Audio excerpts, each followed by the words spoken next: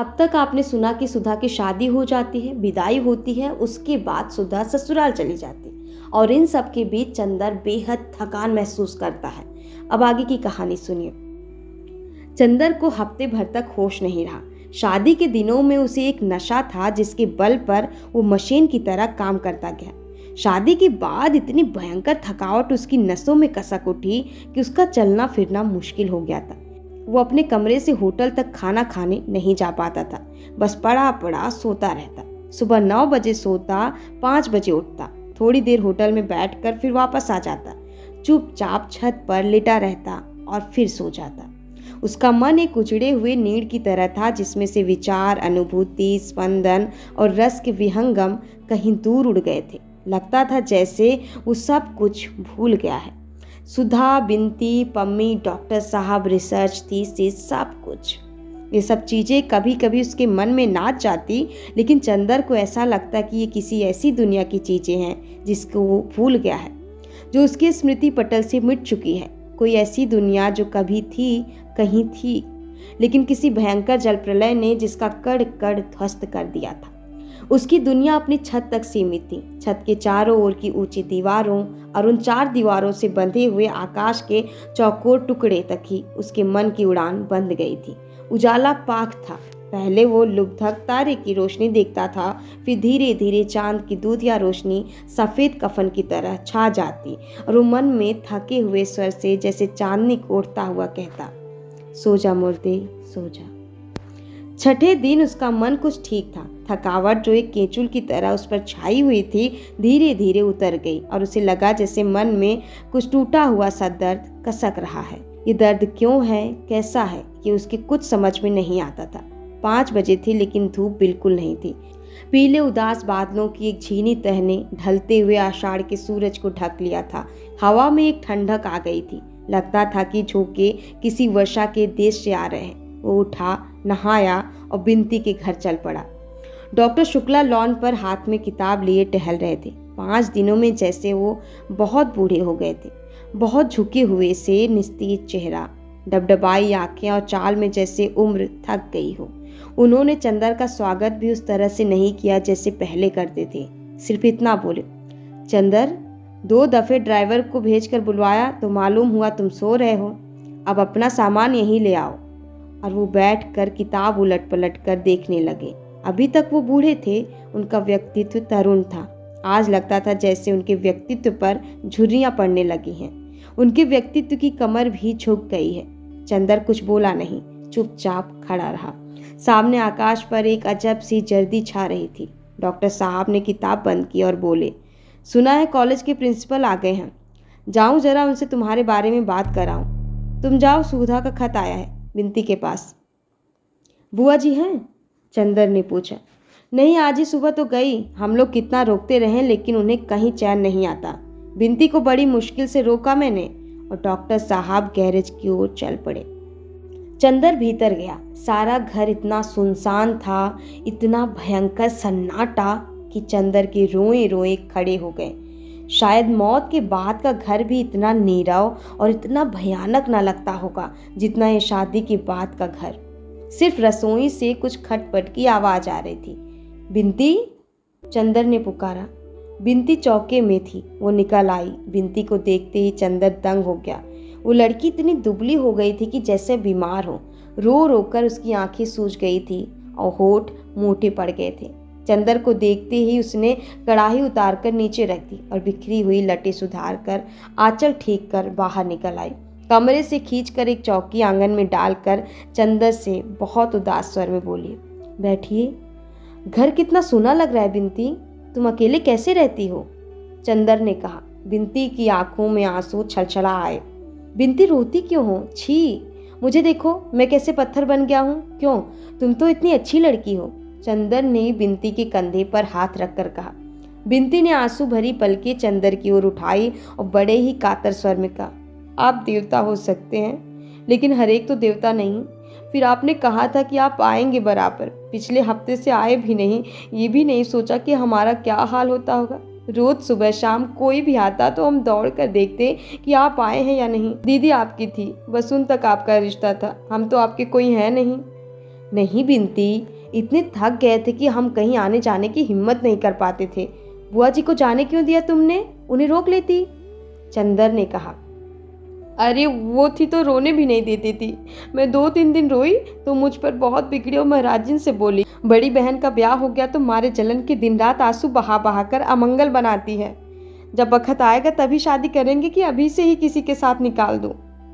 बिनती ने गहरी सांस लेकर कहा, आप समझ नहीं सकते कि जिंदगी कितनी खराब है। अब तो हमारी तबीयत होती है कि मर जाएं। अभी तक दीदी थी, सहारा दिए रहती थी, हिम्मत बनाए रहती थी। अब तो कोई नहीं है हमारा। छी, ऐसी बातें नहीं करते बिनती। महीने भर में सुधा आ जाएगी और माँ की बातों का क्या बुरा मानना। आप लड़की होते तो समझते चंदर बाबू। बिनती बोली और जाकर एक तश्तरी में नाश्ता लेकर आई। लो, दीदी कह गई थी चंदर के खाने पीने का ख्याल रखना, लेकिन ये किसको मालूम था कि दीदी के जाते ही चंदर गैर हो जाएंगे। नहीं बिनती, तुम गलत समझ रही हो। जाने क्यों एक अजीब सी खिन्नता मन में आ गई थी। कुछ करने की तबीयत ही नहीं होती थी। आज कुछ तबीयत ठीक हुई तो सबसे पहले तुम्हारे ही पास आया। बिनती, अब सुधा के बाद मेरा कौन है सिवा तुम्हारे? चंदर ने बहुत उदास स्वर में कहा। तभी ना, उस दिन मैं बुलाती रह गई और आप ये गए वो गए और आंखों से ओझल। मैंने तो उसी दिन समझ लिया था कि आप पुराने चंदर बाबू नहीं हैं, बदल गए हैं। बिनती ने रोते हुए कहा। चंदर का मन भर आया था, गले में आंसू अटक रहे थे, लेकिन आदमी की जिंदगी भी कैसी अजब होती है। वो रो भी नहीं सकता था, माथे पर दुख की रेखा भी छलकने नहीं दे सकता था, इसलिए कि सामने कोई ऐसा था जो खुद दुखी था और सुधा की धाती होने के नाते बिनती को समझाना उसका पहला कर्तव्य था। बिनती के आंसू रोकने के लिए वो खुद अपने आंसू पी गया और बिनती से बोला, लो कुछ खा लो। बिनती ने मना किया तो उसने अपने हाथ से बिनती को खिला दिया। बिनती चुपचाप खाती रही और रह रहकर आंसू पोंछती रही।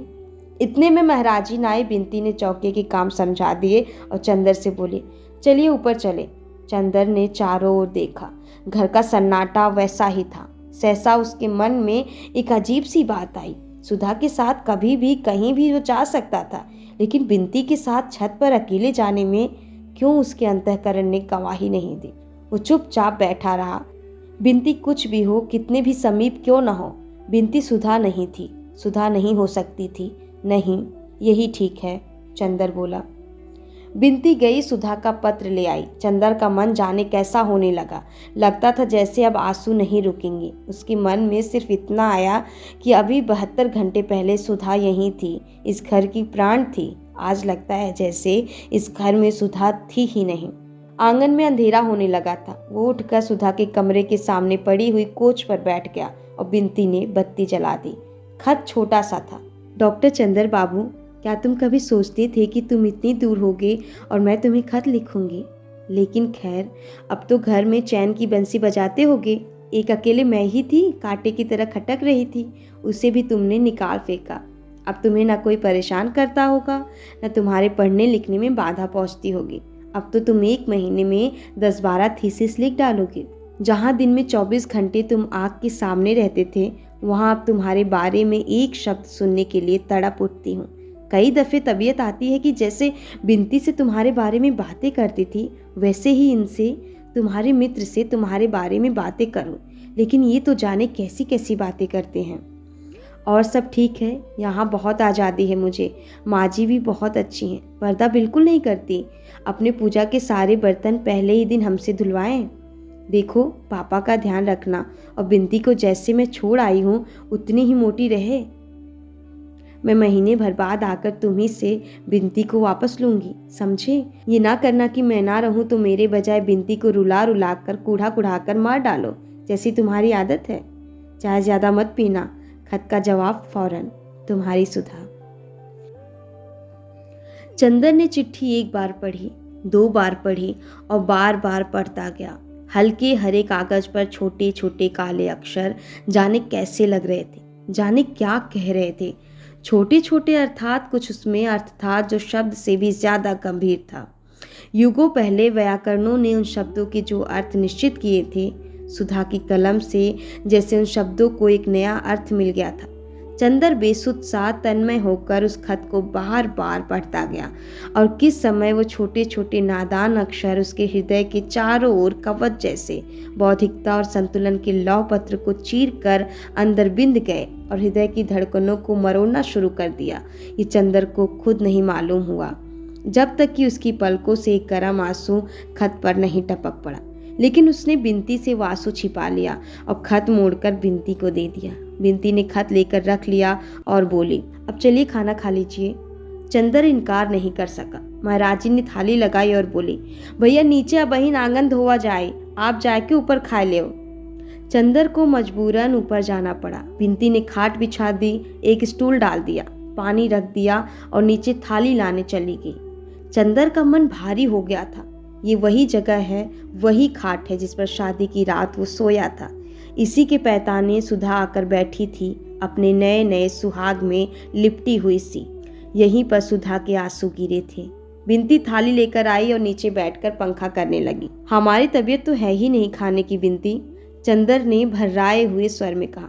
अरे बिना खाए पिए कैसे काम चलेगा? और फिर आप ऐसा करेंगे तो हमारी हालत का क्या होगा? दीदी के बाद और कौन सहारा है? खाइए। और बिनती ने अपने हाथ से एक और बनाकर चंदर को खिला दिया। चंदर खाने लगा। चंदर चुप था, वो जाने क्या सोच रहा था। बिनती चुपचाप बैठी, पंखा चल रही थी। क्या सोच रहे हैं आप? बिनती ने पूछा। कुछ नहीं, चंदर ने उतनी ही उदासी से कहा। नहीं बताइएगा? बिनती ने बड़े कातर स्वर से कहा। चंदर एक फीकी मुस्कान के साथ बोला, बिनती अब तुम इतना ख्याल ना रखा करो, तुम समझती नहीं बाद में कितनी तकलीफ होती है।